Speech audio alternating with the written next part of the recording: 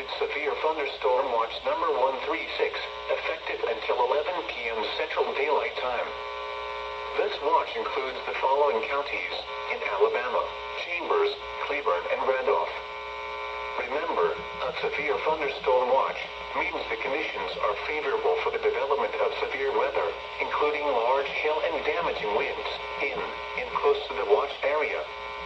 While severe weather may not be imminent, persons should remain alert for rapidly changing weather conditions and listen for later statements and possible warnings.